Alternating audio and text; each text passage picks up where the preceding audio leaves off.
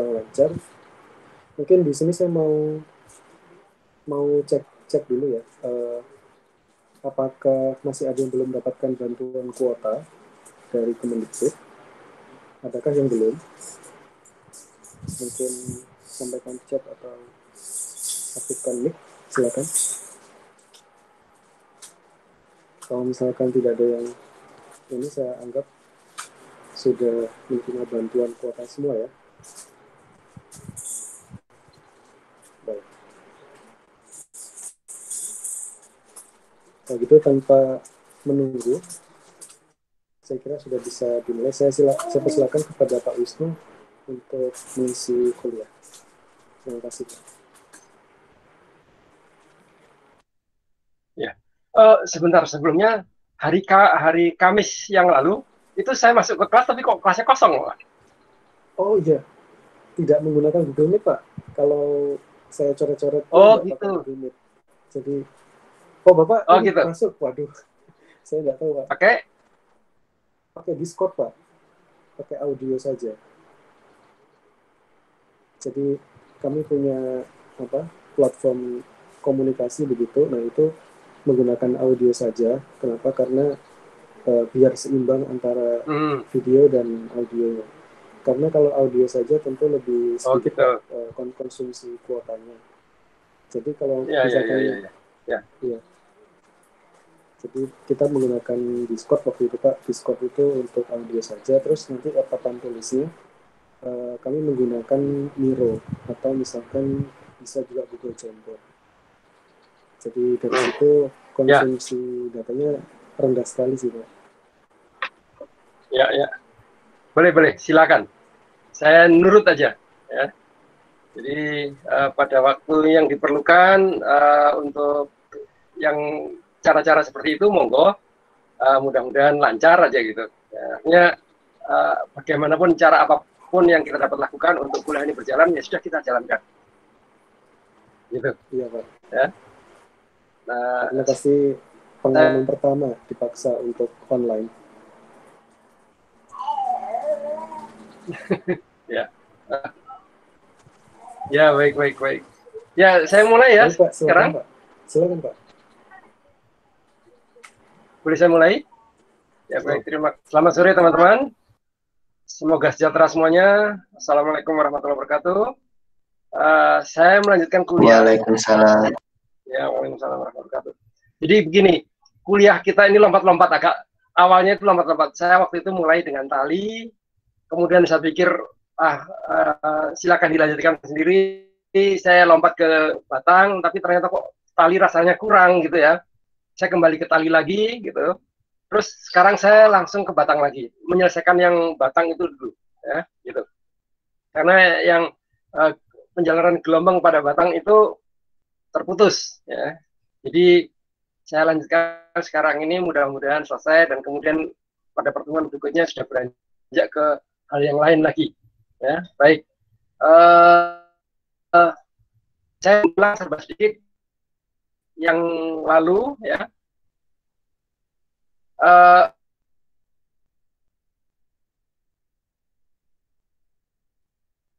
Yang ciknya mengenai ini. Saya sendiri juga mencari sesuatu yang dapat menggambarkan seperti itu ya. Tapi saya cobalah ya. Ini sudah saya ceritakan waktu itu ya. Saya lewati saja. Kemudian kalau padat itu biasanya gelombang itu longitudinal, ya artinya menjalar searah dengan arah panjangnya, katakanlah begitu ya. Jadi kalau ada sumber di sini, itu kemudian dia menjalannya itu ke arah depan terus gitu, ya sampai memanjang. Kalau misalnya kita berbicara mengenai batang, ya batang itu artinya ada ada dimensi kecilnya, misalnya penampangnya itu dimensi kecil, dan kemudian dimensi besar itu adalah panjangnya. Demikian sehingga seolah-olah mempunyai sumbu pada panjang itu, maka kemudian kalau gelombang itu menjalar sepanjang sumbu itu, kita namakan gelombang longitudinal. Gitu ya. Sementara gelombang transversal itu menjalarnya itu dapat menjalar seperti itu, tapi kemudian biasanya simpangan akibat gangguan itu arahnya itu bukan memanjang ke arah searah sumbu itu, tapi kemudian gangguannya itu tegak lurus dengan sumbu. Ya. Seperti kalau misalnya Anda main gitar, gitu ya, kan ada dawainya, ada senarnya itu ya, dawainya itu panjang kan, gitu ya, diikat di ujungnya, ikat ujung satu lagi, ditarik tekan dan sebagainya, gitu ya.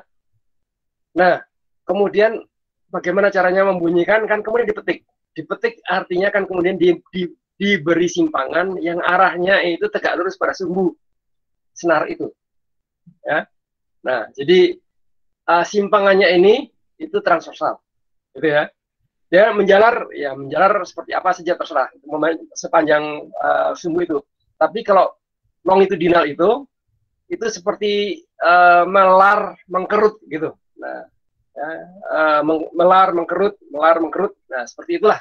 Ya, itu yang longitudinal, karena kemudian simpangannya itu searah dengan sumbunya. Ya, oke. Saya lewati ini. Waktu itu sudah ada gambarnya. Ya. Di sini nih hanya menggambarkan sebuah sepotong batang atau apapun gitu ya, yang kemudian mengalami regangan, katakanlah tarikan. Ya. Tarikan sedemikian sehingga kalau misalnya semula potongannya itu adalah antara X dengan X plus DX gitu, karena ditarik ke kanan, katakanlah gitu ya, ditarik ke kanan, maka X-nya ini bergeser sejauh C, ya, dan kemudian X plus DX-nya itu bergeser sejauh C plus DC, gitu. Ya, jadi kemudian bergeser gitu. Jadi semula panjangnya DX, jadi sekarang DX plus DC, gitu. Ya. Nah, ini sudah kita bicarakan waktu itu. Kemudian ini regangannya, ya, saya lewati juga. Ya. Dan kemudian waktu itu ada hukum Hooke itu yang di bawah sini nih. Ya. Di bawah ini saya menunjukkan satu besaran, ya, simbolnya upsilon, ya, seperti Y ini, upsilon, ya. Upsilon ini adalah semacam apa ya? Perbandingan antara deviasi memanjang dengan deviasi menyamping, katakanlah gitu. Ya. Jadi kalau sesuatu itu ditekan dari arah panjangnya, maka dia melar di arah menyampingnya. Gitu ya. Kalau dia itu ditekan dari samping, dia memanjang, katakanlah begitu. Ya. Maka kemudian itu adalah kita namakan sebagai upsilon itu simbolnya. Ya. Nah, kita upsilon ini ada harganya. Harganya itu nanti, ya, sebentar ya, nanti. Kalau benda itu mempunyai dalam batas-batas kekuatan tertentu, dia itu kalau mengalami ya, melar, mengkerut dan sebagainya itu sedemikian sehingga dia itu tidak menetap perubahannya, ya. Jadi ditarik kemudian dilepaskan balik lagi seperti karet gitu ya, ditarik dilepaskan balik lagi gitu ya, itu namanya adalah elastis. Maka kemudian upsilon ini adalah elasticity, ya, modulus elasticity. Ya, karena yang merumuskan dulu adalah Pak Young itu, maka kemudian pakai upsilon itu, ya, simbolnya, ya, modulus Young. Gitu. Ya, nah kemudian ingat bahwa massa itu selalu dilihat dari kerapatannya. Sedemikian sih kadang-kadang kerapatan ini simbolnya adalah rho itu dapat mewakili massa. Mengapa begitu? Karena rho ini merupakan nisbah, ya, perbandingan antara massa terhadap volume benda. Ya, berapa massanya kalau kita timbang berapa massanya? Kalau sedemikian kita tahu bahannya apa, rho-nya tahu, maka kemudian kita dapat melihat volumenya berapa, ya, dan sebagainya. Ya, balik hanya itu aja. Ya. Dan volume sendiri itu di sini digambarkan misalnya adalah kalau S itu penampangnya, maka kemudian S dikalikan X itu adalah volume. Ya, penampang, luas penampang dikalikan salah satu dimensi lagi yang tegak lurus dengan luas penampang itu, gitu ya, itu akan memberikan kepada kita volume. Ya, jadi dV sama dengan S dx. Kalau V ya S kali X, gitu ya. Dan kemudian percepatan regangan itu seperti ini sudah ya. Lalu ini adalah yang di atas itu, ya, itu adalah persamaan gelombang. Ya, persamaan gelombang bentuknya seperti ini. Ya. Yang di sebelah kiri itu adalah ruas kiri itu percepatan gerakan gelombang gitu ya, percepatannya karena itu ada c per dx gitu ya. Nah yang sebelah kanan itu karena bergerak atau merambat itu perlu waktu, maka kemudian dimasukkan juga faktor waktu, yaitu dt kuadrat gitu ya, penyebut ke luas kanan dt kuadrat ya. Oke, ini silahkan dibaca lagi di apa tuh namanya di buku Anda, Hensler atau Hirose, sama gitu ya. Mungkin tempatnya berbeda, ceritanya agak sedikit berbeda, tapi intinya sama. Ya. Dan kemudian di sana ada C kuadrat. C kuadrat itu tidak lain tidak bukan, itulah kecepatan rambat gelombang. Ya, cepat rambat gelombang itu kalau dikuadratkan itu sama dengan perbandingan antara modulus yang tadi upsilon dengan rho, ya, dengan kerapatan, ya gitu. Jadi kalau kita mempunyai benda apa begitu ya, kerapatannya berapa, modulus siangnya berapa dan sebagainya, maka kemudian kita tahu kecepatan rambat di situ berapa. Ya, karena modulus siang dibagi kerapatan itu sama dengan kecepatan kuadrat. Jadi tinggal ditarik akar aja, maka kemudian akan dapat berapa kecepatan di sana dia merambat. Ya. Tuh. Ya. Kemudian kan waktu itu saya ciptakan batang itu atau sesuatu benda itu pasti ada batasnya. Ya, tidak mungkin panjang sekali, itu pasti terbatas. Ya.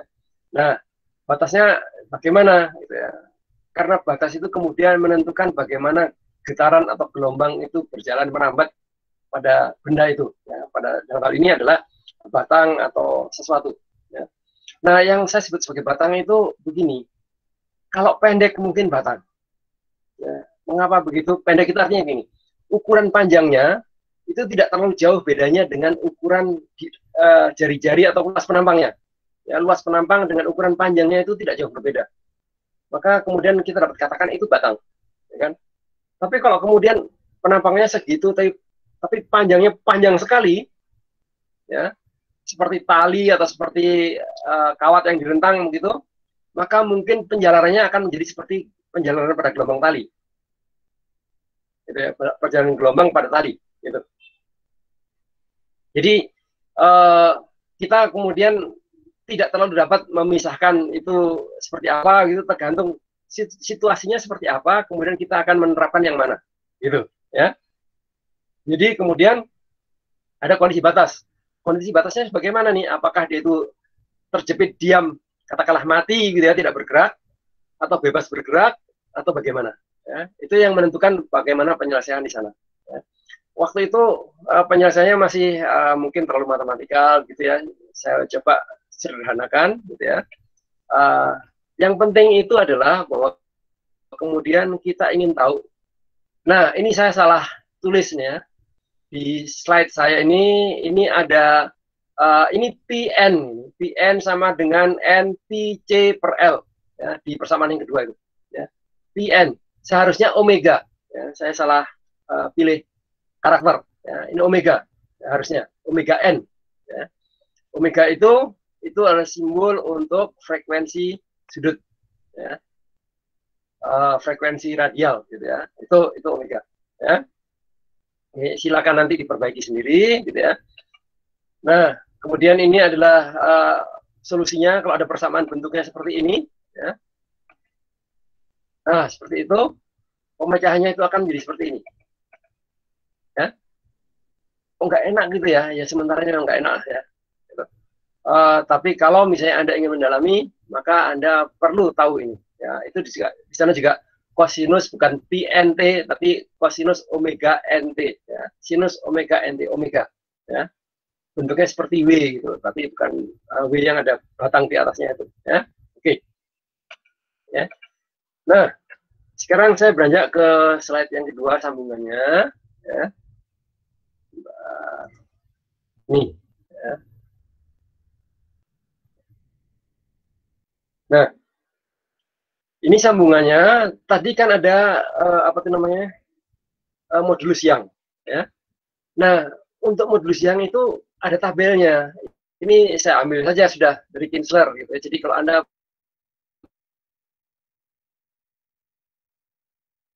kemudian tabel ini ada di belakang appendix nomor 10. Ya. Appendix 10 itu sifat-sifat fisik berbagai zat atau bahan. Ya. Kalau kita lihat ini yang bagian pertama ini adalah untuk padatan. Ya. Jadi kemudian apa saja padatan itu? Aluminium, ya, loyang, beras ini, ya. Koper ini tembaga. Oh, tembaga ya, gitu. Oh iya, banyak kan kita pakai batang tembaga. Ya. Misalnya kabel itu kebanyakan dibuat dari tembaga, ya kan? Tapi kan kawat, ya, bukan batang. Iya, kalau panjang bentuknya kawat, bahkan panjang sekali mungkin tali, gitu. Tapi kalau pendek sekali sedemikian sehingga tidak jauh ukurannya berbeda dari apa itu namanya dari diameternya, maka kita dapat anggap dia sebagai batang saja, gitu ya. Oke, ya. Nah, di situ ada rho-nya nih. Kita lihat kolom kedua itu rho density, ya, kilogram per meter kubik.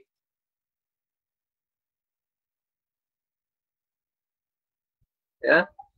Terus kemudian ada modulus shear. Modulus shear itu begini, kalau sebuah benda itu digesek gitu, maka kemudian apa itu namanya bentuknya itu gitu ya.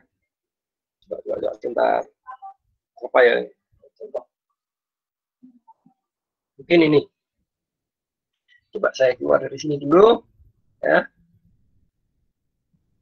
Saya ingin menunjukkan buku saya ini. Kelihatan nggak? Buku ini kelihatan nggak?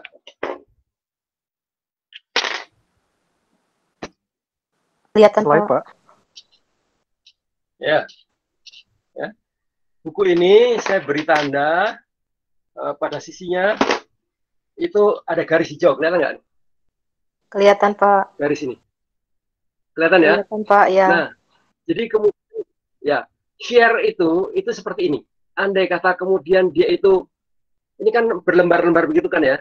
Jadi kalau lapisan yang di atas ini ditarik ke arah sini ya, ke arah kanan ya. Kemudian yang bawahnya ini ditarik ke arah kiri, maka bentuknya kemudian tidak menjadi lurus seperti itu ya. Jadi kalau semula katakanlah lurus, ini lurus gitu ya. Ya. Lurus gitu ya. Tapi begitu ditarik ini akan menjadi seperti ini. Lihat. Ya. Nah, begini. Kelihatan garisnya miring jadinya. Nampak nggak kira-kira? Mudah-mudahan nampak. Nampak, Pak. Nampak, Pak. Nampak ya? Nah. Nampak ya? Nah, itu yang kita namakan sebagai shear. Ya. Shear, gesekan. Ini ditarik ke sana, ini ditarik ke sana. Jadi antar dua muka yang bersebelahan itu mengalami gesekan. Maka kemudian kalau ada tegangan di sana, itu dalam mekanika disebut sebagai shear stress. Gitu. Ya. Tegangan gesek, tegangan geser. Ya. Jadi itu ada di kolom ke-1, 2, 3, 4 ini. Ya. Kolom keempat. Kemudian sebentar saya balik lagi ke kolom 4. Ya. Nah, kemudian ada adiabatik arc modulus ya. Nah, adiabatik ini kaitannya dengan termodinamika ya. Jadi sesuatu yang dikatakan adiabatik andai kata tidak ada transfer kalor antara benda yang kita sedang lihat, gitu ya, sedang kita diskusikan, sedang kita amati dengan lingkungannya, itu kita namakan sebagai adiabatik. Ya, oke. Kan Anda semua juga belajar transfer kalor nih ya, besok atau kemarin ketemunya. Ya. Nah, di sana kondisi yang adiabatik itu adalah kondisi seperti yang andai kata benda itu diinsulasi. Ya. Diinsulasi sedemikian sehingga kalor dari luar tidak dapat masuk, kalor dari dalam tidak dapat keluar. Nah itu ya. Lalu ada Poisson ratio dan sebagainya, speed ya, ini ya. Silakan dilihat ini ya. Perhatikan di buku Anda di Kinsler, di buku apa itu namanya Hirose ini juga ada, tapi berbeda sedikit ya. Oh nggak ada malah ya. Mungkin dia menunjukkan yang lain lagi ya. Oke, tapi kebetulan di Kinsler sudah ada, manfaatkan itu ya. Kalau tidak ada, saya ambilkan di sini nih. Ini untuk benda padat ya. Kemudian yang ini untuk cairan ya. Kalau kita lihat cairan ada air, ada alkohol, kastor ini semacam minyak, ini saya tahu ya. Kemudian merkuri ini air rasa ya. Dia dapat digolongkan logam, tetapi bentuknya atau wujudnya itu cair, jadi ya antara cair dan logam gitulah ya. Terpenting gliserin dan sebagainya ya. Kemudian berikutnya adalah gas ya.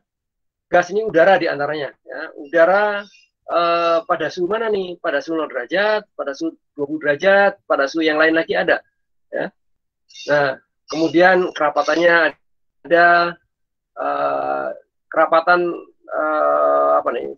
Color spesifik ya, color spesifik segala macam ini ada ya. Conductivity ya, conductivity untuk transfer color kita pakai di sana ya. Bilangan Prandtl juga nanti akan kita pakai di transfer color ya. Oksigen, CO2, hidrogen, uap ya. Jadi tabel ini ada di Kinsler, mungkin tidak lengkap ya. Tapi kalau ingin cari lengkapnya lagi, coba di buku yang lain atau tanyakan ke Mbah Google ya. Sekarang ini Mbah Google tahu segala macam ya. Baik ya, jadi modul siang yang diperlukan pada waktu tadi itu kita dapat adakan di sini ya. Ini modul siang ini satu ya. Nah, sekarang saya berbicara gelombang transversal pada batang ya. Ini saya tuliskan di sini, biasanya gelombang itu merambat pada sebuah batang secara longitudinal ya, sepanjang poros. Tapi ada kalanya juga batang dirambati gelombang sifatnya transversal ya. Itu menyimpang gitu. Jadi seperti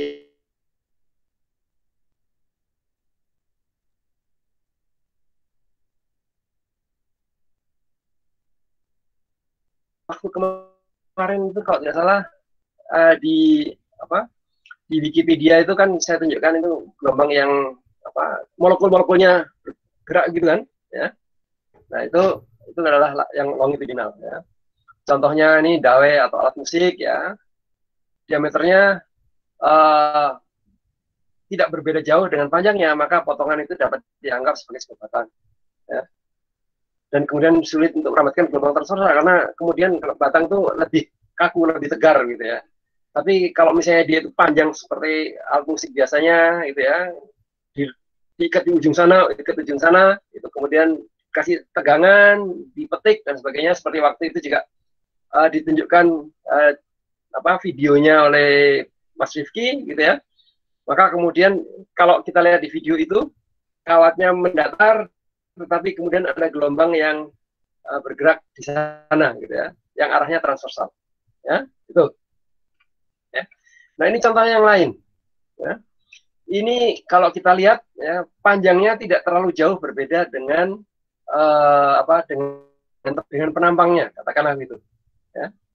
Dan kemudian bahan ini dari besi baja gitu ya, dari baja, dan kemudian digunakan untuk sebagai peredam kejut ya, peredam kejut pada kendaraan ya.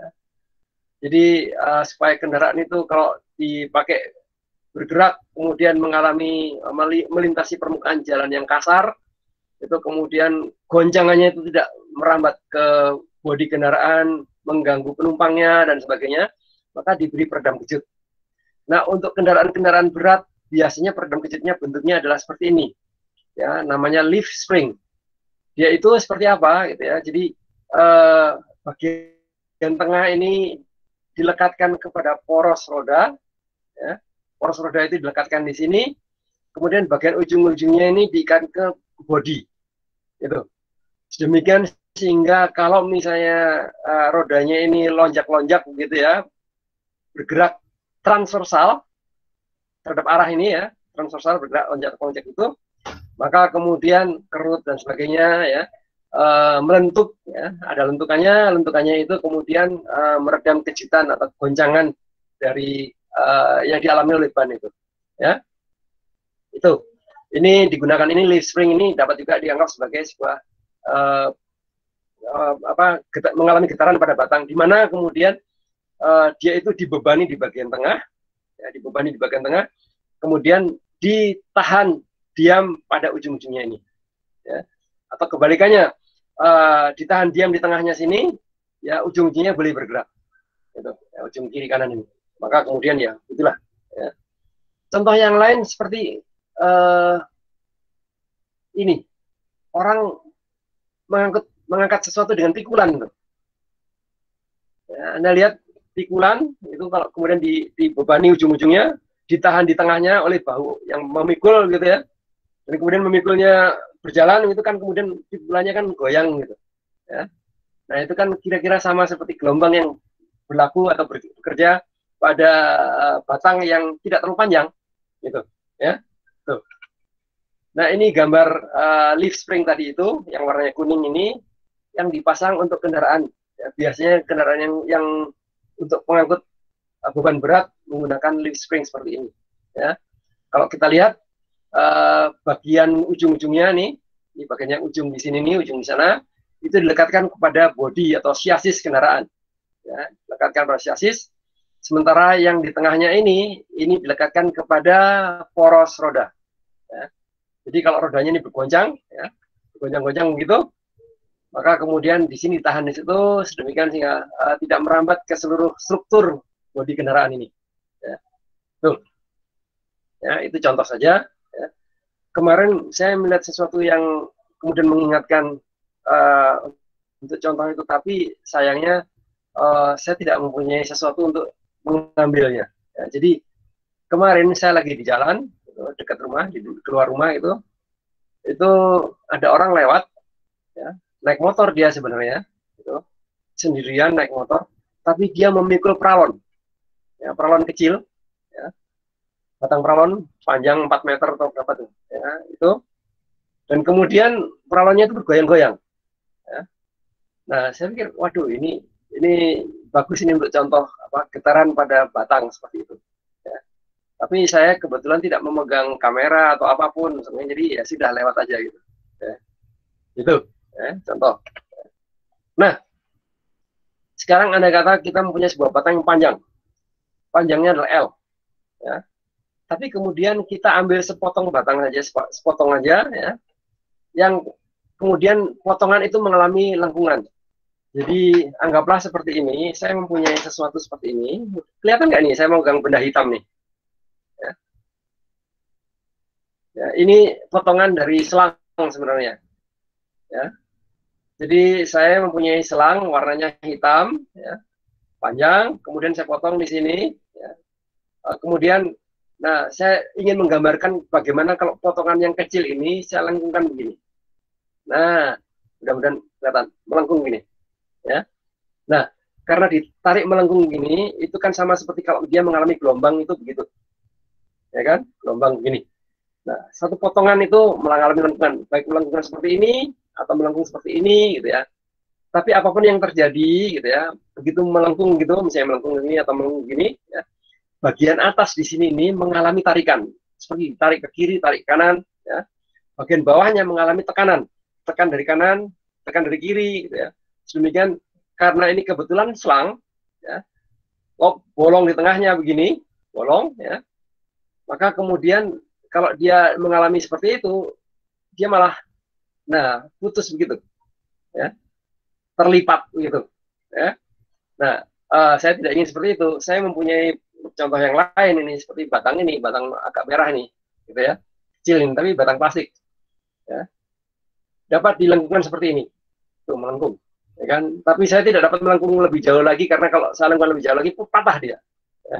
Dia sampai di sini masih elastik, lebih jauh lagi mungkin menjadi plastik, ya. Dan kemudian makin jauh lagi dia rupture, ya, putus, patah, gitu ya. Nah, ini gara-gara ditahan pas, nah, patah, ya. Ya, seperti itulah, ya, ini pejal, ya. Itu, ya. Jadi kemudian benda ini, potongan ini ada porosnya. Porosnya adalah garis yang putus-putus itu. Ya. Dan kemudian ada sepotong lagi yang lain, kita anggap di sini nih satu bagian gitu ya, yang mengalami tarikan. Ya, tarikannya apa nih? Tarikannya ditunjukkan oleh DF ini. Ditarik ke kiri, ditarik ke kanan. Ya. Jadi sedemikian sehingga bagian atas di atas garis putus-putus ini seolah-olah melar gitu ya, karena tertarik ke arah ujung kiri dan kanan. Tapi di bagian bawahnya ini kebalikannya, dia justru ditekan ini, tekan dari kiri dan kanan. Ya. Maka kemudian kalau kita menghitung berapa F di poros tengah ini di tempat yang ada tulisannya di X ini, gitu ya, maka mestinya itu akan menjadi sama dengan 0. Karena kemudian DF tarikan di atas dengan DF tekanan di bawah itu akan saling menghapuskan. Ya. Tapi apapun yang terjadi, gara-gara di atasnya diregang, gitu ya, maka kemudian kalau ada perubahan panjang itu di sini terjadi ini. Misalnya agak diperbesar, perubahan panjangnya adalah delta X ini. Delta X ini. Ya, itu. Maka kemudian kita dapat katakan delta X itu rumusannya seperti ini. Dua ini elastisitasnya dibagi dengan 2X dikalikan dx. Ya, itu. Jadi kemudian posisi dari apa itu namanya? Posisi dari poros benda ini, garis putus-putus ini, itu kira-kira sejauh R ini kurvatur ya, jari-jari kurvatur ya, atau jari-jari lengkungan lah gitu ya, jari-jari lengkungan dari potongan benda ini, gitu ya. Maka kemudian kita dapat menuliskan besarnya gaya yang bergerak atau bekerja pada segmen kecil ini, yaitu df seperti itu. Df sama dengan minus modulus yang dikalikan ds ya. S ini itu luas penampangnya ini gitu ya, dikalikan dengan dx per, ini salah nih, dy per dx ya, dy per dx ya. Oke ya, jadi silakan dicek lagi di gambar ini pada Kinsler di gambar nomor 381 ya. Oke. Nah, dari geometri lengkungan di gambar lengkungan tadi itu kita dapat menurunkan sedemikian sehingga kita dapat memperoleh delta x per dx itu ya, itu sama dengan r kecil per r besar ya.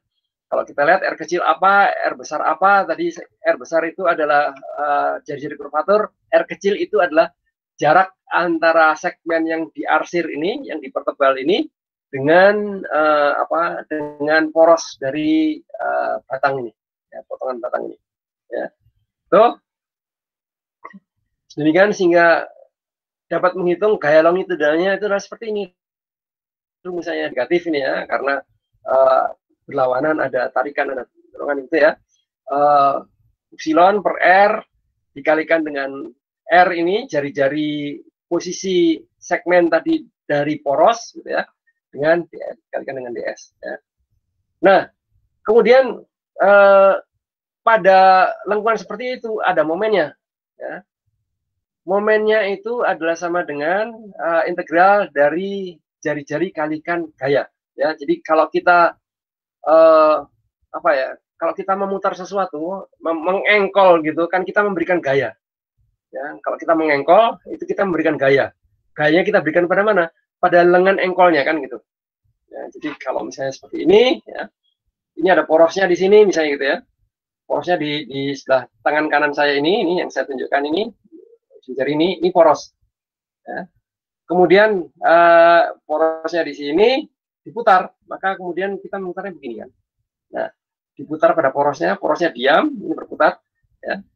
Maka kemudian kita memberikan gaya untuk memutar itu ya, memberikan gaya di sini. Nah kemudian momen itu akan sama dengan gaya itu dikalikan dengan jari-jari itu ya. Jadi kemudian kita dapat menghitung momennya seperti apa, yaitu adalah integral dari R df ya. Dan kemudian R-nya kita ganti seperti itu ya. DF-nya kita masukkan juga seperti itu, maka kita memperoleh momennya adalah sama dengan minus epsilon per R dikalikan integral R kuadrat ds ya. Tuh. Nah kemudian bentuk yang ini tadi gitu ya, itu seperti kelangkungannya mungkin dapat diketahui, R-nya juga dapat diketahui nantinya, ya. S-nya itu juga sudah diketahui, upsilonnya ada di dalam tabel, ya. Maka kemudian kita dapat mengambil sesuatu, ya, ukuran yang kita namakan sebagai jejari girasi, ya, radius of gyration, ya. Simbolnya kappa ini, ya, kappa kuadrat, ya, radius girasi ini, jejari girasi ini sama dengan 1/s integral R kuadrat ds, ya. Jari-jari girasi itu apa? Jadi bayangkan bahwa ada sebuah benda, katakanlah ambil aja penampangnya, ya. Penampangnya karena kemudian ada poros, katakanlah benda itu diputar pada porosnya ini, dan diputar gitu, ya. Dan kemudian kita dapat menghitung momen itu untuk apa? Untuk putaran itu adalah setiap elemen di apa ya? Contohnya sama gimana? Mungkin buku saya ini deh, ya. Buku saya ini, ya, ini dapat saya putar gitu, ya kan? Kalau saya putar gini, itu pasti kemudian ada satu tempat yang tidak ikut berpindah. Ini titik ini pindah ke situ, titik yang sini pindah kemari, titik yang sini pindah ke sana, ya, ini pindah ke sini misalnya gitu, ya. Tapi ada satu titik yang diam di tempatnya. Maka kemudian saya katakan titik itu adalah pusat putaran, ya, pusat putaran, ya, poros pusat putaran. Ya. Tapi kemudian kita dapat menghitung momen dari setiap titik, setiap posisi di sini momennya berapa, pusat putaran. Ini momennya berapa, itu berapa, terus gitu, ya. Maka kemudian kita dapat menghitung momen total. Ya.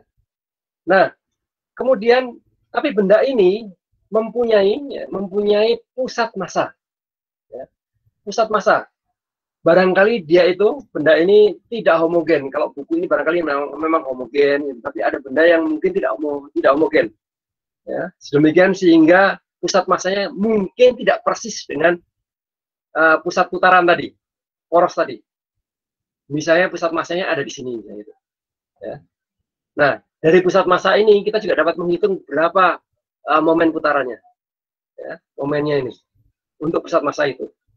Kalau momen dari pusat massa ini sama dengan momen total dari seluruh tempat itu, maka kemudian jari-jari yang menyamakan itu kita namakan sebagai jari-jari girasi. Gitu, ya. Itu apa penjelasan ringkasnya lah gitu, ya. Saya tidak ingin membahas itu terlalu jauh karena itu ada di fisika gitu, ya. Tapi kalau Anda ingin memahami supaya mengerti apa sih maksudnya ini gitu, ya, itu dengan mudah Anda dapat sekarang ini bertanya kepada Mbah Google gitu, ya, gampang, ya, masukkan aja radius of gyration, ya, dan kemudian ada what is apa dan sebagainya muncul, ya, jawabannya, ya. Maka kemudian dari sana kita dapat menghitung kalau misalnya ada simpangan yang kecil, ya, simpangan kecil itu artinya ini kalau panjangnya tadi itu arahnya akan ke kiri kanan misalnya gitu, ya, x itu kiri kanan, ya. Dan kemudian dia mengalami gangguan yang transversal ke atas ke bawah, gitu, misalnya tegak atas bawahnya itu lurus pada kiri kanan gitu, ya. Dan kemudian simpangan ke atas bawah ini, dy-nya ini, ya, jauh lebih kecil dibandingkan dx-nya gitu, ya. X itu yang mendatarnya ini. Maka kemudian kita dapat menghitung R-nya itu kira-kira seperti ini. Ya. R itu kira-kira sama dengan percepatan, ya, seper dari percepatan arah simpangan arah y, ya.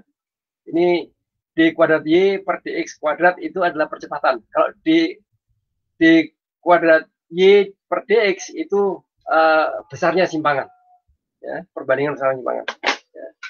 Oke, ya.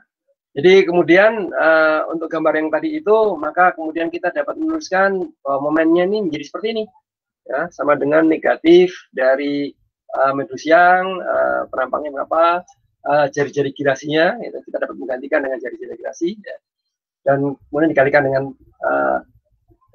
turunan gradien ini, ya. Oke, turunan kedua, ya. Nah, ini turunan ini nilainya negatif, ya. nilainya negatif. Ya. Cerita mengenai nilainya negatif itu seperti apa ada di buku. Ya. Maka kemudian silahkan baca di buku mengapa dia nilainya negatif. Maka di sini ada tanda min itu, ya, ada tanda ini negatif, ada tanda min dikalikan, maka kemudian ini akan menjadi positif. Ya. Maka M itu positif. Ya. Jadi memang M itu akan menjadi positif, ada nilai momennya, gara-gara kemudian ada putaran. Ya. Putaran jelas, ada momen, gitu. Dan kemudian kita memperoleh bahwa momen itu pasti positif. Ya, oke. Ya. Jadi di sini saya tambahkan serba sedikit. X itu arah memanjang kiri kanan, ya. Dx itu seperti dx ini pada arah memanjang kiri kanan, ya. dy itu tidak nampak di gambar ini. dy itu adalah arahnya yang tegak lurus ke arah atas bawah ini. Nah, ini. Ya. Oke, saya tambahkan di sini. Ya. Nah, kemudian persamaan gelombang tersusun pada batang. Ya. Jadi kemudian kita dapat menghitung seperti tadi, ya. Begitu batang ini dia mengalami lengkungan begitu, ya, mengalami deviasi deformasi yang tegak lurus pada dari arah longitudinalnya, dari arah porosnya, ya. Maka kemudian gambarnya seperti itu, ya, ke atas dan bawah, dan kemudian kita lihat yang di atas mengalami tarikan, ya, ada momen yang menariknya begitu, ya, seperti memutar ujung-ujungnya gitu, ya. Di kiri diputar berlawanan dengan jarum jam, di kanan itu diputar searah dengan jarum jam. Akibatnya bagaimana? Yang di atas seperti ditarik, yang di bawahnya seperti ditekan. Gitu. Ya. Nah, kemudian kita buat setimbang, karena benda ini kan tidak kemana-mana. Ya. Kita anggap dia sedang diam di situ. Ya, dalam posisi seperti itu, dia mengalami momen gaya-gaya seperti itu. Ya. Maka kemudian kita dapat menghitung nih neraca massa dan gayanya nih, ya, neraca momen dan gayanya nih, ya.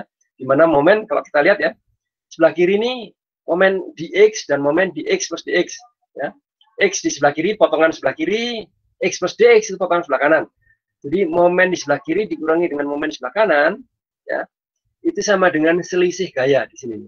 Fy, ya, gaya yang mengangkat dia itu menjadi melengkung seperti itu pada x plus dx, ya, di situ. Ya. Nah, kemudian dari situ maka kemudian kita dapat memperoleh persamaan gerakan arah atasnya yang mendorong ke atas itu. Ya. Persamaan itu menjadi seperti ini. Itu d kuadrat y per dt kuadrat. Kalau kita lihat d kuadrat y per dt kuadrat ini percepatan dia mengarah ke atas. Ya. Ini kan percepatan waktu. Ya. Sama dengan minus jari-jari girasi, c itu kecepatan jalarnya, ya, c itu kecepatan dikuadratkan, bedanya, kemudian dikalikan dengan diferensial pangkat 4 nih, ya, karena tadi asalnya pangkat 2, kemudian di sini menjadi pangkat 4. Bagaimana kok turun sampai situ? Ceritanya ada di buku.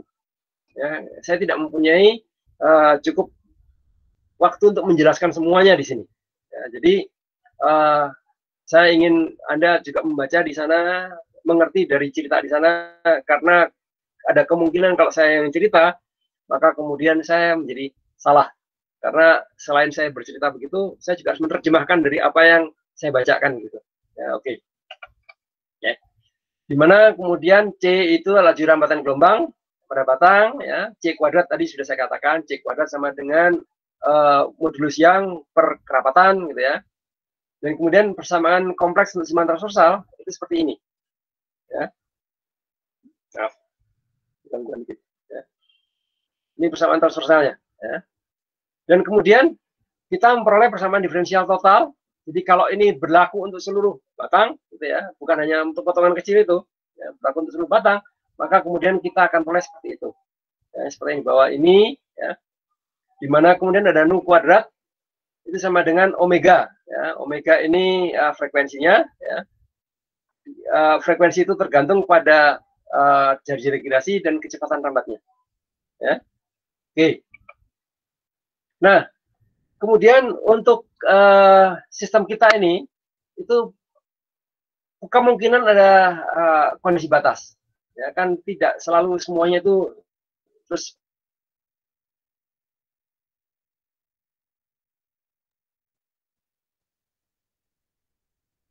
kondisi batas yang ujung-ujungnya mati. contohnya adalah senar gitar tadi itu, ya, dawai gitar. Ya. Ujung kanan atau ujung satu diikat, ya, ujung satunya lagi diikat, kita petik di tengahnya. Nah, petikan kita itu adalah gangguan transversal terhadap arah dari panjang dawai tadi. Ya. Atau ujungnya bebas. Yang ujung-ujung bebas itu contohnya adalah seperti pikulan tadi itu, atau seperti tapi tidak bebas tadi dari leaf spring tadi ya, pegas daun tadi itu tidak, ujungnya tidak bebas. Ya. Tapi yang saya lihat kemarin yang saya ceritakan, ada orang naik motor membawa satu batang peralon panjang gitu ya, dan peralonnya itu kemudian berayun-ayun gitu, itu seperti dipanggul di tengah, ujungnya bebas, depan bebas, belakang bebas, kemudian karena perjalanannya dia gitu, maka dia melendut-lendut gitu, ini bebas. Ya.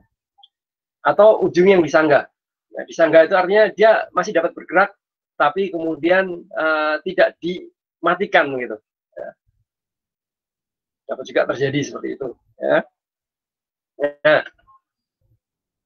kondisi yang ujungnya mati. Ya, kondisi yang pertama itu seperti ini. Kalau kita lihat pada gambar yang di sebelah kanan ini, ya, dari Kinsler ini gambar 3/11/1, ya, itu ujung sebelah kiri ini diam di tempat. Ya.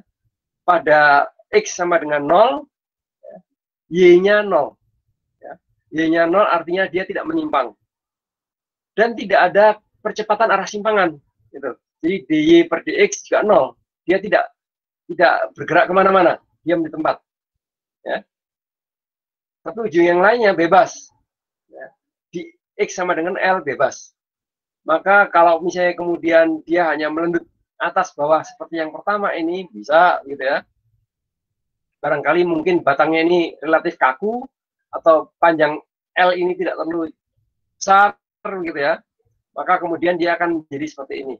Hanya bergoyang seperti, nah katakanlah begini. Ya, seperti yang digambarkan oleh penggaris saya ini. Ya. Ini satu bagian dipegang diam, gitu ya, pegang diam, bagian yang lain bebas bergerak, gitu ya. Tapi kalau kemudian batang ini lentuk, gitu ya, maka kemudian mungkin akan mempunyai gelombang yang bentuknya seperti gambar yang kedua. Ya. Ujung kiri diam di tempatnya, ujung kanan bebas bergerak, tapi kemudian ujung bagian tengah-tengahnya itu mungkin tidak searah gerakannya dengan ujung kanan. Ya, ujung kanan sedang ke atas, yang tengahnya turun ke bawah. Ya. Demikian sehingga kemudian ya begitu ya, pergantian antara tengah dengan ujung kanan itu goyang-goyang seperti itu. Ya. Lebih apa tuh namanya? Lebih lentur lagi, maka kemudian kita dapat melihat gambar yang ketiga dan keempat. Ya. Nah, gambar yang ketiga dan keempat ini mungkin sudah menjadi seperti mendekati kondisi seperti tali. Ya. Maka kemudian kita dapat menerapkan semuanya itu, ya. Kita kenakan kondisi batas ini, kondisi batasnya adalah Y sama dengan 0, di X sama dengan 0, ya, di X sama dengan 0, ini sini, ya. Pada ujung kiri ini X sama dengan 0, Y sama dengan 0, dan DY per DX sama dengan 0. Ya. Kondisi ini menghasilkan pemecahan seperti persamaan yang kedua ini. Ya.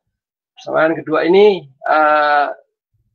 ada kosinus hiperbolikus dan sebagainya, ya. Akan lebih jelas kalau misalnya Anda ingin membaca di buku, ya. Tetapi kemudian biasanya juga tidak akan kita risaukan terlalu jauh, ya. Kita lebih penting seperti apa sih frekuensinya dan sebagainya, ya. Jadi kemudian kita ingin mencari berapa sih GL ini ya, ini gravity ya, L. Ya. Nah, kalau semua ini fungsi ini sama dengan U1, maka kemudian yang cocok dengan itu adalah GL sama dengan omega L per nu, ya. Omega ini frekuensinya gitu ya, dimana kemudian dikalikan dengan pi per 2. Ya. Nah, harga-harga ini ya, ada beberapa harga di sini, 1,194, ya, sorry, saya biasanya menggunakan titik memang. Ya, 1 desimalnya 194, 2 koma atau 2.988, 5 bulat, 7 bulat dan seterusnya. Ya. Nah, kemudian frekuensinya seperti ini. Ya. Frekuensi seperti ini kalau kita masukkan berapa pi, berapa jari girasi tadi, berapa kecepatannya, rambatannya, berapa panjangnya, ya, maka kemudian kita memperoleh contoh seperti ini. Gitu. Ini contoh untuk batang yang panjangnya 100 cm. Jadi hanya 1 meter, tidak terlalu panjang. Ini bayangan saya ini mendekati panjangnya pikulan. Ya. Kemudian ada frekuensi, ada kecepatan fasa, ya, seperti itu. Panjang gelombangnya berapa? Ya. Terus nodal position ini adalah posisi simpulnya. Ya. Kalau yang pertama ini posisi simpulnya adalah pada sekitar 78,3. Jadi mungkin gambarnya adalah seperti yang ini. Ini simpul di sini. Ya. Ujung kiri ini pasti simpul. Tapi ini yang di atas ini simpulnya hanya satu, ya, di ujung kiri ini saja. Tapi kalau gelombangnya bentuknya seperti ini, maka ada dua simpul. Simpul yang pertama di sini dan simpul yang kedua. Ya. Kemudian kalau gelombangnya bentuknya seperti ini, ada 3 simpul. 1, 2, 3. Ya. Simpul ini tidak bergerak, tidak ikut naik turun, bergoyang gitu ya. Yang di sini naik, ini ke bawah, nanti ke atas, nanti ke bawah lagi, ke atas. Yang sebelah sini juga sedang ke atas, nanti ke bawah, ke atas lagi, dan gitu. Tapi yang simpul diam. Ya. Nah, nanti kita dapat melihat bahwa pada gelombang yang bentuknya seperti ini dan kemudian simpul-simpulnya menetap, ya, simpul-simpulnya menetap. Bahkan kalau ujung kanan juga menetap, kita namakan sebagai gelombang berdiri. Ya, gelombang yang diam. Ya, ujungnya diam tempat. Seperti gelombang pada gitar itu juga gelombang berdiri.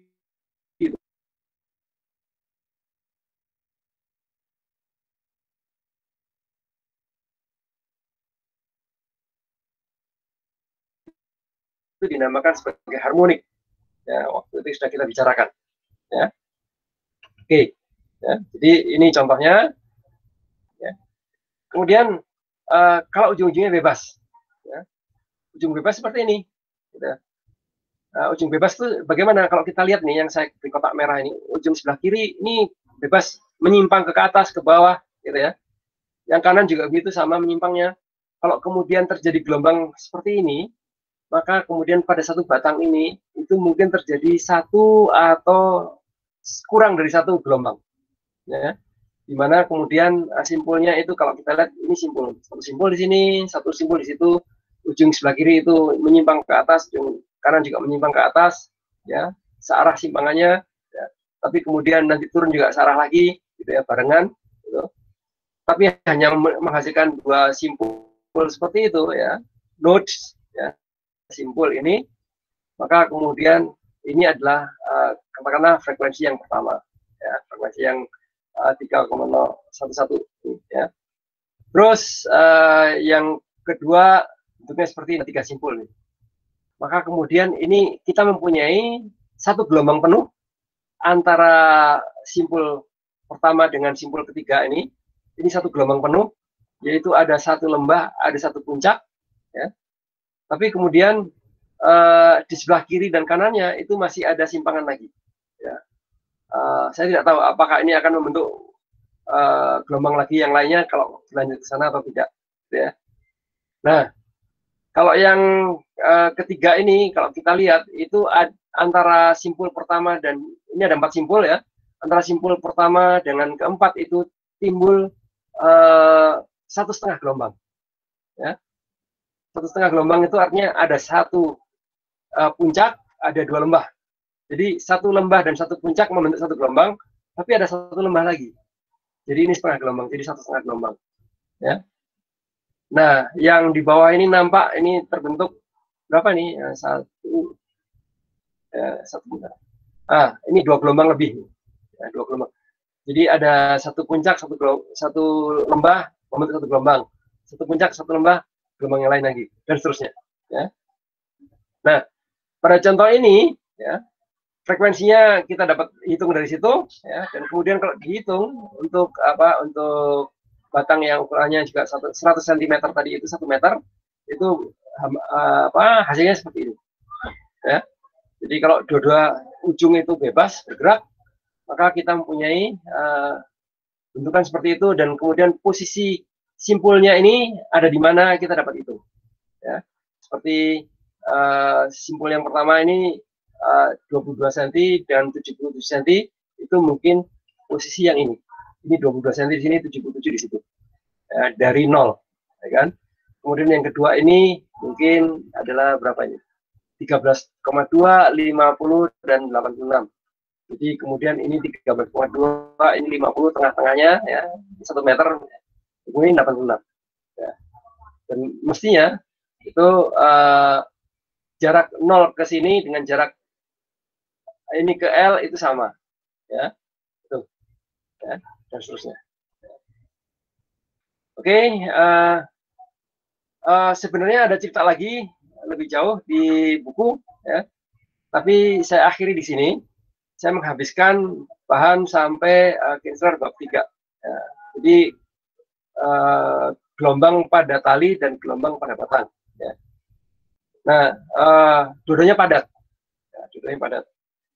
Saya pada kuliah yang akan datang, itu saya ingin membicarakan mengenai gelombang pada cairan dan gas dan sebagainya.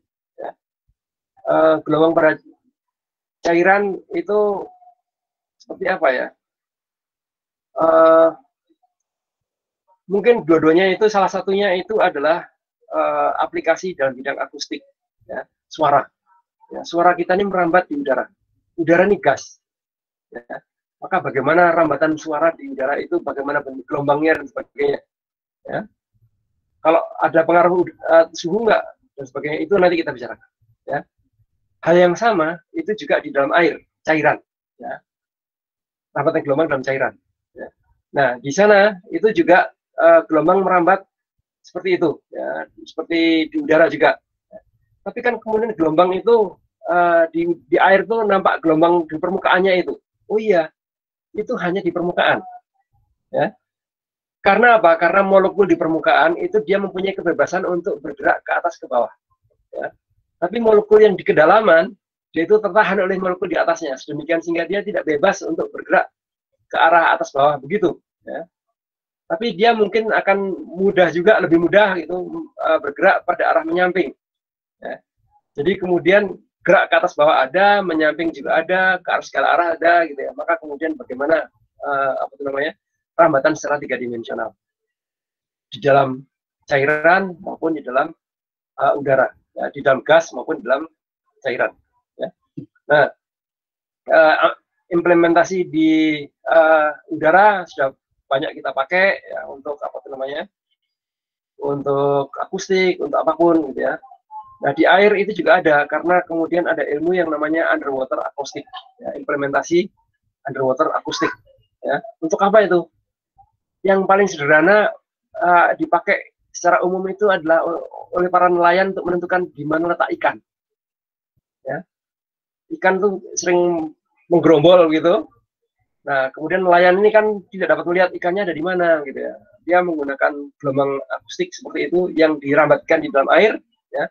Dan kemudian dia dapat melihat pantulan gelombang itu, ya, dapat ditangkap. Kemudian dia tahu, oh di sebelah sana ada ikan, ada rombongan ikan katakanlah gitu. Jadi nelayan itu pergi ke sana menangkap ikan di situ. Karena kalau tidak begitu, dia tidak tahu ikannya di mana. Dia tebar jaring di sini tidak dapat ikan karena ikannya di tempat lain. Gitu. Ya. Di angkatan laut juga begitu, menentukan posisi kapal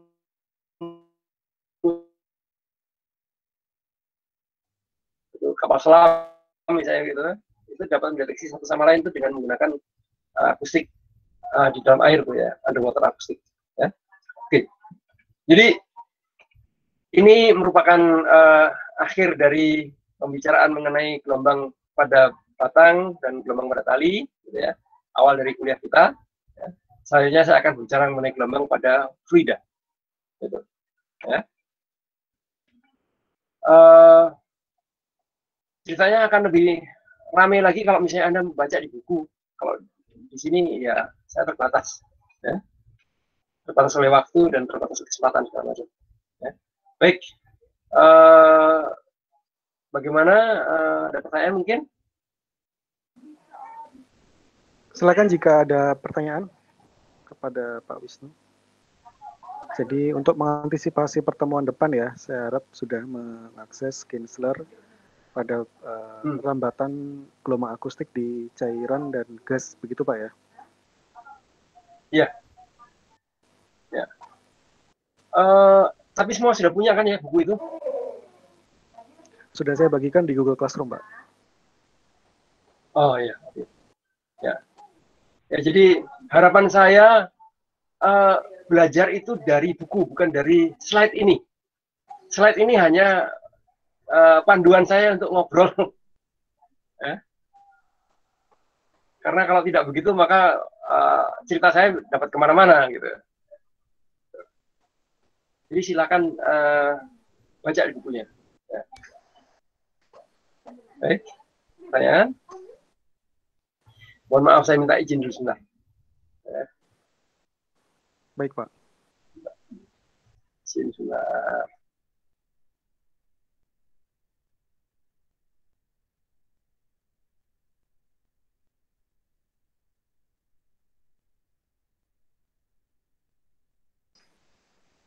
Silakan pertanyaan bisa ditulis atau on mic ya.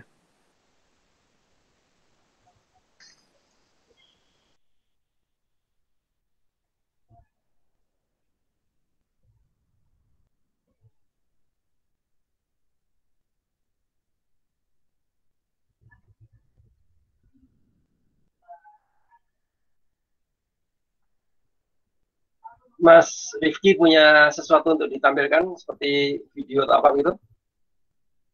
Belum ada, Pak. Terakhir gitar itu, Pak. Belum ada ya? Ya. Saya itu setiap kali itu saya cari-cari sesuatu yang dapat saya tampilkan gitu ya. Tapi kadang-kadang itu saya tidak menemukan sesuatu. Nah. Oke.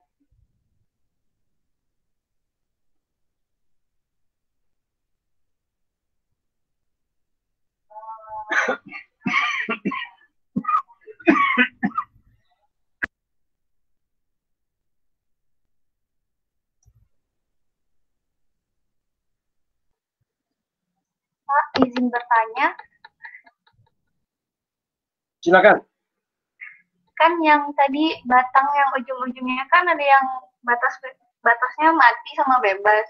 Kenapa yang mati -1 sama yang bebas itu 1 ya Pak? Masih kurang paham. Yang mati 1, yang bebas yang mati -1, yang bebasnya 1. Yang pemecahannya itu loh Pak, yang cos GL. Nah.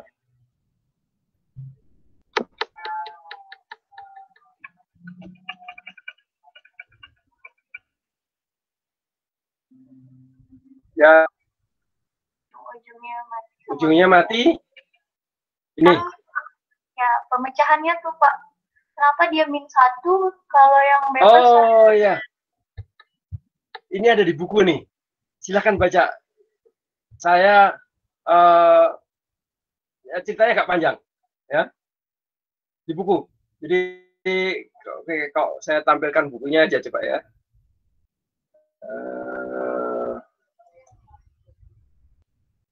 Bentar.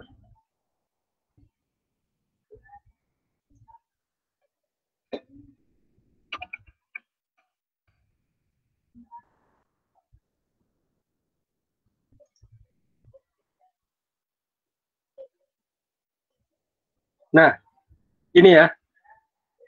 Ya, jadi satunya clamped ya, ditahan. Satunya lagi bebas. Ini ceritanya ya. Ada persamaan seperti ini persamaan simpangannya. Persamaan simpangannya sudah diturunkan dari sebelumnya. Ya, jadi Anda lihat bagaimana persamaan simpangan diturunkan gitu ya. Nah, kemudian kalau persamaan ini yang memenuhi itu kalau kita masukkan pada kondisi batasnya pada X sama dengan 0, ditahan misalnya gitu ya, maka X sama dengan 0, Y-nya 0. Ya, ini akan 0. Tapi di X sama dengan L, dia bebas. Ya. Lalu kemudian untuk X sama dengan L, hasilnya seperti ini. Ini persamaan jawaban umum untuk Y ini pada X sama dengan L. Gitu ya. Ini, seperti itu. Ya. Nah, kemudian kalau kita lanjutkan, kita kembalikan ke persamaannya, maka kemudian kosinus hiperbolikus GL, kosinus GL ini sama dengan min 1. Itu akan dapat dari kalau misalnya Anda masukkan hasil ini ke atas. Gitu. Ya. Nah, kalau dia min 1, apa yang memenuhi harga min 1 dari persamaan ini? Gitu. Yang memenuhi itu adalah kalau ini 1,194 dikalikan pi per 2 ini, ya, itu akan menghasilkan GL-nya dimasukkan ya, dapat sini, dimasukkan kemari, ini hasilnya akan sama dengan min 1. Ya. Angka yang ini yang kedua, atau 5 deh. 5 dikalikan pi per 2, ya, dimasukkan kemari, itu akan memberikan kepada kita kosinus hiperbolikus GL kali kosinus GL, itu sama dengan min 1 lagi. Gitu. Ya. Nah, angka-angka ini, kalau kita cari untuk frekuensinya dengan rumusan seperti itu, seperti yang di sini, ya, ini ternyata nih frekuensinya. Itu masukkan angkanya semuanya, ya, maka kemudian kita akan mendapatkan tabulasi ini. Ini tabelnya. Gambarnya seperti itu, tabelnya seperti ini. Gitu, Mbak. Ya. Jadi, kenapa ini min 1? Ya, karena kemudian Anda memasukkan kondisi seperti ini. Kondisi itu ke persamaan yang di atasnya. Bagaimana persamaan ini muncul? Itu ada di atasnya lagi. Gitu ya. Di persamaan 31. Ya. Bentar, mana ini? Nah, di sini nih. Ini YXT nih. Ya, ini masukkan ini. Ya. Jadi, diambil dari sini, ya, dimasukkan kondisi batasnya, maka kemudian kita akan peroleh. Yang memenuhi itu adalah kalau misalnya ini adalah hasilnya min 1. Nah, kapan dia itu dapat min 1? Nah, kita cari-cari ini. Ya. Omega tahu, L-nya tahu, nu tahu, gitu ya. Ini dari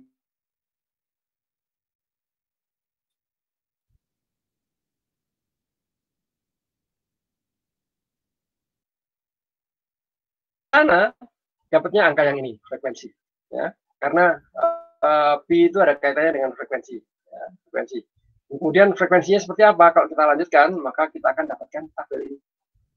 Gitu, gambarnya seperti itu. Gitu, Mbak. Ya. Jadi silakan dibaca lagi ini pelan-pelan. Ya. Mudah-mudahan Anda akan menjadi paham. Ya. Nah, kalau tidak, coba sesudah itu apa pertanyaannya kirimkan lewat WhatsApp atau apa gitu. Ya.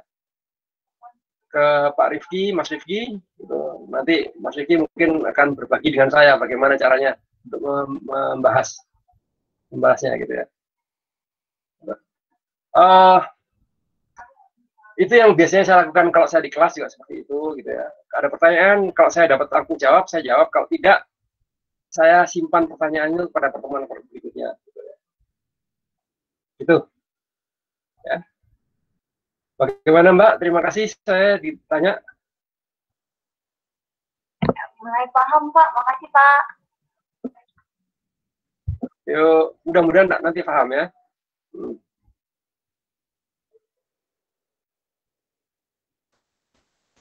Baik, yang lain punya pertanyaan juga? Kalau pengalaman saya memang belajar dari Kinsler ini, sebenarnya pada buku-buku juga. Secara umum, kita harus menyiapkan satu buku catatan yang itu mengikuti penurunan rumus dari si penulis buku. Dari situ memang nanti akan terasa sense-nya begitu dari penurunan persamaan. Jadi sebenarnya kita itu tidak perlu menurunkan langsung, sudah diturunkan oleh orang, ya kan, penulis buku itu. Nah, kita ini hanya merekonstruksi. Coba ikuti bagaimana jalannya, gitu. Nah, jalannya itu ditulis kalau dia, gitu. Karena kalau dia tidak menuliskan itu, penurunannya gelap gitu, orang tidak akan membaca buku itu. Ya. Justru Kinsler itu banyak dibaca orang sampai sekarang masih dipakai, itu gara-gara dia jelas penurunannya. Betul.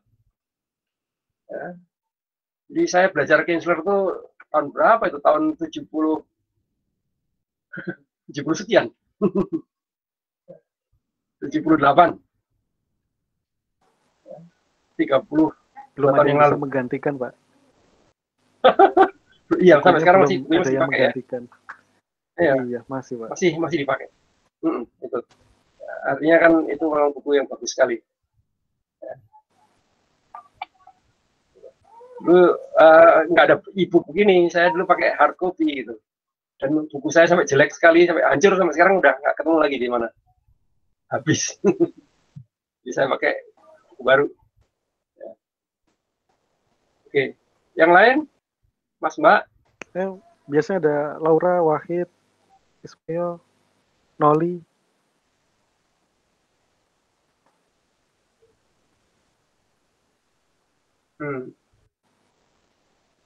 Ini kelas yang sama pesertanya untuk kuliah transfer color ya? Harusnya sama demikian, kan? Pak. Iya, Pak. Benar, Pak. Ya. Nah, juga Anda pelajari transfer color dengan cara seperti itu. Ya. Jadi slide saya yang saya siapkan transfer color itu sudah dari bertahun-tahun itu ya seperti itu, memang diperbaiki lagi, tapi kemudian tidak pernah lengkap. Ya. Jadi lengkapnya di mana? Di buku. Silakan baca bukunya. Gitu. Ya.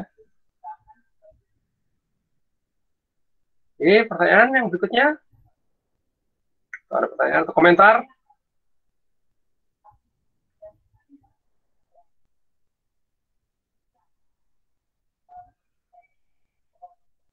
Komentar.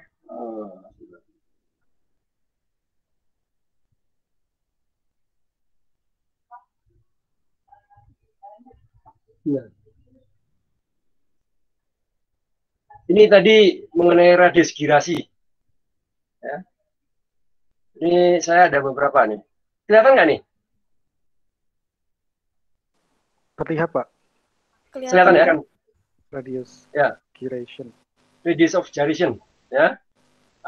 Jadi di sini dari Brigham Young University ini. Ya. Ini ada cerita ringkas gitu, radius girasi itu seperti apa. Ya. Kita lihat ini inersia itu sama dengan massa dikalikan jari-jari kuadrat, gitu ya. Sedemikian sehingga K itu sama dengan seperti itu. Ya. Nah, kemudian tadi saya katakan kan potongan-potongan itu. Ini M1, M2, M3. Masing-masing mempunyai R. Ya, R1, R2, R3. Nah, M dikalikan R dikuadratkan itu adalah memberikan inersia ini. Sehingga total inersianya adalah jumlah semuanya itu. Ya. Dan inersia rata-rata seperti apa dibagi dengan semuanya itu. Nah, kalau kemudian kita mempunyai pusat massa, ya, kalau di mekanika fluida itu namanya centroid, gitu, ya, centroid, maka kemudian di centroid itu massa total itu terwakili di sana, M besar ini. Ya. Demikian kalau ini kemudian M besar dikalikan itu semua R ya, masing-masing posisi sama dengan itu tadi, maka kemudian itu kita namakan sebagai radius girasi K ini. Ya, itu.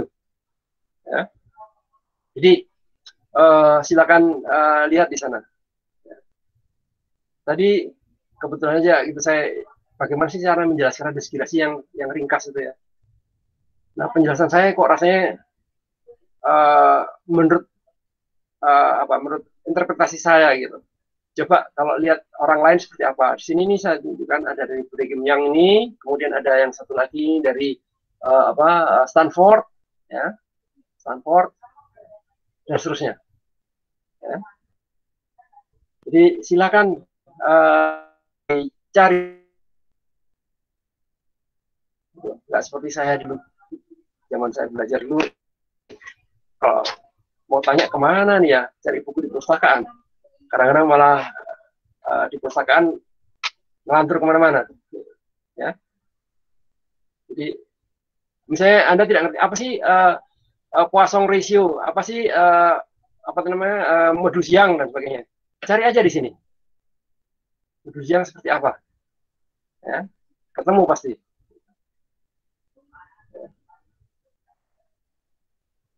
Nah, kalau gitu belajar sendiri mungkin ya boleh. dapat belajar sendiri. Ya, tapi di kelas ini kita dapat memberikan arahan lah gitu, arahan. Kalau tidak memerlukan arahan juga dapat sih gitu, tapi nanti ujiannya juga bagaimana gitu, kayak gitu. Ya, Mas Rifki bagaimana? Kalau gitu, ini Pak sepertinya ada masukan untuk bisa diberikan contoh soal, Pak. Oh iya, saya tidak menyiapkan contoh soal ini tadi. Pada kapan ya? Pekan depan tuh masih kuliah atau sudah Masih kuliah, Pak. Bisa masih diisi kuliah. Oh, kalau gitu gini aja, pekan depan kuliah biasa, tapi saya akan coba menyiapkan beberapa soal untuk contoh gitu, saya kirimkan aja ya. Jadi dibaca sendiri, dipelajari sendiri gitu ya. Baik, Pak. Ya. Baik, Pak.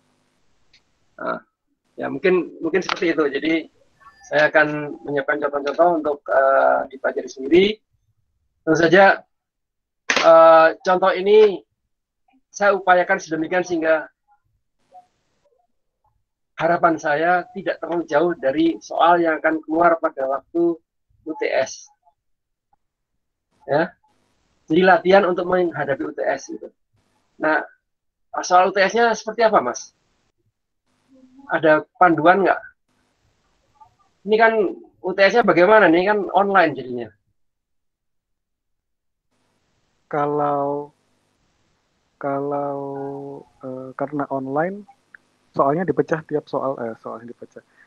Jadi nanti pakai Google Classroom, Pak. Dari Google Classroom itu nanti setiap dibuat assignment, tugas, masing-masing tugas itu adalah satu soal.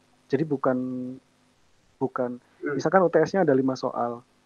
Dari 5 soal itu dipecah jadi 5 penugasan, terus masing-masing itu nanti mahasiswa menyerahkan scan lembar tulisan tangan cara menjawabnya dalam gambar atau PDF gitu, Pak. Setiap soal jadi nomor 1, nomor 2, dan itu nanti dibatasi waktu sebagaimana kegiatan UTS offline tentunya.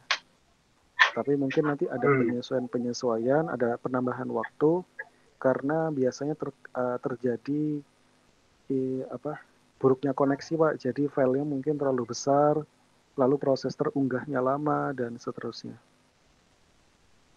Mungkin ada tambahan waktu. Betul, Pak, ini saya kira perlu koordinasi. Iya, koordinasi ya. Saya itu juga tidak terbiasa untuk membuat soal multiple choice. Soal saya semuanya itu adalah essay. Nah, ya, Pak. Dengan online ini juga mungkin harus hati-hati nih. Jangan sampai essay-nya terlalu panjang atau terlalu pendek. Ya enggak? Iya, Pak. Pastinya penurunan juga sih, Pak. Penurunan rumus pasti mengerjakan soal. Dan karena online, otomatis sudah pasti open book, Pak. Sudah pasti itu, Pak. Untuk mengendalikan dengan close book tidak bisa, Pak. Iya, betul. Jadi boleh membuka catatan pada catatan perkuliahan, membuka buku, membuka internet, tapi tetap dilarang menyalin jawaban teman atau mencontek. Itu pasti dilarang. Teknikalnya saya manut aja.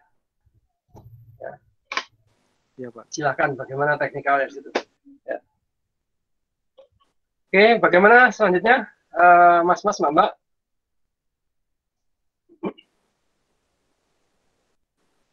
Besok ada kuliah? Kalau dari saya sih, Pak, ya. Ada, Pak. Besok bisa diisi, Pak. Ada. Kuliah seperti ini atau kuliah seperti yang Anda ceritakan tadi? Kalau rencana saya diisi latihan soal saja, Pak. Oh, latihan soal ya. Ya, coba saya keluarkan beberapa soal mungkin besok ya. Yang cerita bagaimana, Pak? Latihan soal. Latihan soal mungkin. Karena ini bahan ini kan sudah dianggap habis di sini gitu. Iya. Halo? agak apa? Iya Pak, tadi koneksinya suara terputus-putus, sepertinya di tempat saya. Oh, ya. Enggak, jadi ini kan bahannya kita anggap sudah selesai untuk tali dan batang. Nah, kemudian saya akan keluarkan contoh soal kecil-kecil gitu untuk besok gitu ya. Itu latihan pertama. Mungkin Anda boleh nambah untuk di luar itu, Mas. Ya, silakan. Suara Baik, saya Pak. masuk nggak nih? Nanti jadi Ya. besok, jelas Pak, untuk hari Kamis nanti saya siapkan, tidak perlu disiapkan, dari buku saja Pak sebetulnya, dari Kinsler saja. Jadi agar terasa runtut perhitungan yang dilakukan Kinsler juga, mengikuti persamaan-persamaan yang ada. Ya. Oke, boleh. Ya. Gitu Pak. Jadi waktu 1 jam yang hari Kamis bisa digunakan untuk latihan soalnya. Kalau misalkan di hari Rabunya tidak sempat atau memang belum siap. Ya. Ya kan sekarang hari Rabu. Yang Kamis Pak maksudnya. Ya. Oh, yang Kamis untuk besok kan? Ya. Besok ya, pukul untuk besok, Pak. 3 Pak. Besok itu pukul 3 ya? Kalau Bapak kalau Bapak bisa masuk, saya siapkan Google Meet-nya. Meet. Ya. Besok dapat saya besok. Ya. Baik Pak. Ya. Besok dapat jam 3. Nah, oke, Mas, Mbak, gimana? Ya, jadi saya mungkin mengingatkan kepada peserta mahasiswa, jadi memang perkuliahan itu nanti mungkin kita masih seperti belajar ya, maksudnya menyesuaikan diri dengan kondisi. Cuma format perkuliahan yang diharapkan itu memang kalian membaca buku terlebih dahulu dan mengerjakan soal latihan lebih dahulu. Dan nanti di kelas bersama dosen itu Anda mengkonsultasikan kesulitan dari pengerjaan soal seperti itu atau dari pemahaman. Jadi mungkin sudah membaca di halaman kesekian pada buku Kinsler atau sudah mengerjakan soal nomor berapa gitu di Kinsler, lalu ada kesulitan, nah itu dikonsultasikan di ruang kelas ini. Saya harapkan begitu sih. Nah, tapi kalau itu tidak terjadi, kita kesulitan untuk mengetahui sebenarnya kita sampai mana. Karena seperti Pak Wisnu tadi sampaikan, slide itu bukanlah materi sesungguhnya begitu.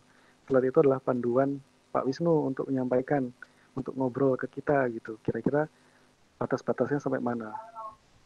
Jadi tetap kalian harus punya panduan ya, panduannya dari buku, kita ada referensi, dan itu harus dibaca dan dicoba dulu latihan soalnya. Kalau gitu, kalau misalkan ini tidak ada respon, saya kira perkuliahan bisa diakhiri lebih awal, Pak. Monggo. Ya, saya silakan. Baik, kalau begitu, saya mohon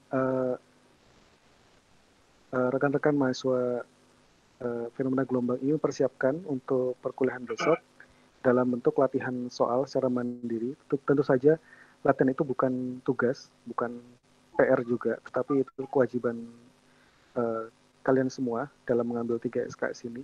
Belajar 3 jam sebelum kelas, belajar di kelas 3 jam, dan belajar setelah kelas 3 jam. Itu tanggung jawab pribadi yang tentu saja tidak dalam pengawasan dosen atau orang tua ya, karena mahasiswa sudah dewasa-dewasa. Baik, terima kasih. Kalau begitu, mari kita tutup perkuliahan pada sore hari ini. Semoga pengetahuan yang kita dapatkan tadi bermanfaat dan kita diberikan kesehatan dan rezeki untuk terus belajar. Gitu. Terima kasih. Saya tutup. Wassalamualaikum warahmatullahi wabarakatuh. Dan terima kasih kepada Pak Wisnu. Waalaikumsalam warahmatullahi wabarakatuh.